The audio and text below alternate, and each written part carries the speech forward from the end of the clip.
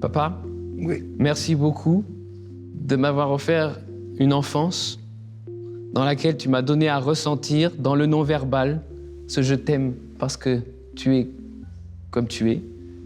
D'ailleurs, papa, je t'aime parce que tu es comme tu es. Et je te remercie d'être venu avec moi aujourd'hui sur ce plateau pour parler de cela. Oui, je pourrais dire la même chose d'ailleurs.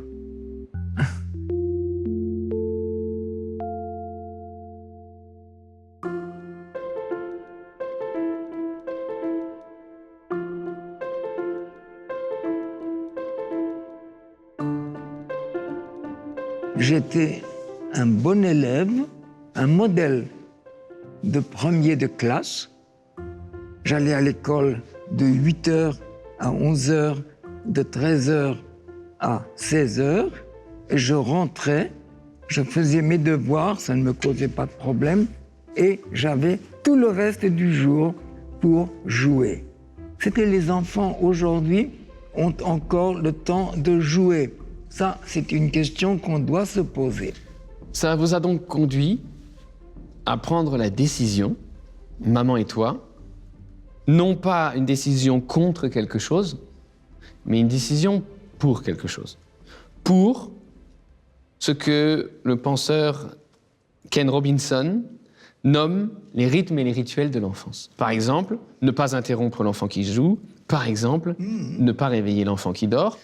Oui. C'est ainsi que vous ne nous avez pas envoyés à l'école, pas contre l'école, mais pour les rythmes et rituels de l'enfance. Oui, c'est ça. Mais c'est parce que nous avons passé notre vie ensemble. Nous avons fait en commun. Chacun à sa manière. Chacun jouait un rôle dans notre vie quotidienne. Et les enfants avaient aussi leur rôle dans la vie quotidienne. Ils n'étaient pas des êtres inaccomplis, livrés à la perfection du modèle adulte, qui leur dit ce qu'il faut faire, qui leur montre ce qu'ils doivent être ou devenir. Ce n'était pas notre attitude.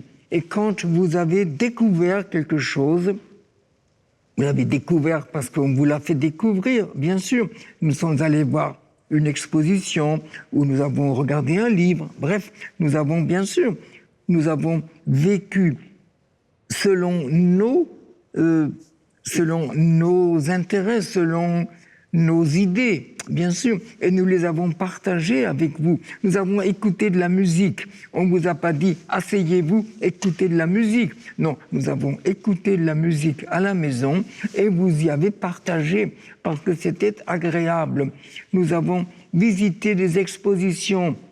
On vous a invité à nous accompagner et vous n'avez jamais été déçus. On ne vous a pas dit, vous devez aller voir une exposition Picasso ou Rembrandt ou tissu ancien ou que sais-je. Non, vous nous faisiez confiance comme nous vous faisions confiance. Nous n'avons pas établi un programme. On ne doit pas enfermer les enfants dans un programme. Les enfants sont respectables et on doit les encourager à être eux-mêmes. Ne pas envoyer ses enfants à l'école ne veut pas dire les garder à la maison, ne veut pas dire remplacer le rôle de l'enseignant à la maison. Et qu'à partir du moment où l'on met l'enfant dans un climat de confiance, on peut se poser la question, qu'est-ce qui sort de l'enfant ? D'ailleurs, dans les livres de pédagogie, il est écrit que l'éducation fait de l'enfant un être humain, comme s'il ne l'était pas de nature. Ça, c'est une idée qui ne nous serait jamais venue, étant donné que nous avons une admiration pour l'enfant. C'est notre attitude. Nous admirons l'enfant, nous estimons ses capacités. Quand vous étiez tout petit, on vous a pris au sérieux comme des petits, et quand vous êtes devenu grand, on vous a pris au sérieux comme des personnes grandes. On vous a toujours respecté et c'était réciproque. Ce n'est pas une utopie que tu viens de décrire. C'est de se dire, nos enfants vivent dans un monde qui est comme une cocotte minute dans laquelle la pression monte, et monte, et monte, parce qu'on leur dit, il faut que tu écoutes, que tu sois attentif, sinon tu n'auras pas de bonnes notes. Et si tu n'as pas de bonnes notes, eh ben, tu ne pourras pas faire de bonnes études. Et si tu ne fais pas de bonnes études, eh ben, tu n'auras pas de bons diplômes. Et si tu n'as pas de bons diplômes, tu n'auras pas de bon travail. Et si tu n'as pas de bon travail, tu n'auras pas d'argent. Et si tu n'as pas d'argent, tu n'auras pas de maison, pas de voiture, pas de femme, pas d'enfant, pas de mari, rien. Ça, c'est la cocotte minute. Oui. La cocotte minute dans laquelle vivent nos enfants. La cocotte minute avec le couvercle fermé. Et sous cette cocotte minute brûle le feu des attentes de toute une société. Et la pression monte, et la pression monte, et la pression monte. Et ce que l'on peut faire, chacun d'entre nous, au moment où les enfants arrivent dans notre proximité, c'est enlever ce couvercle.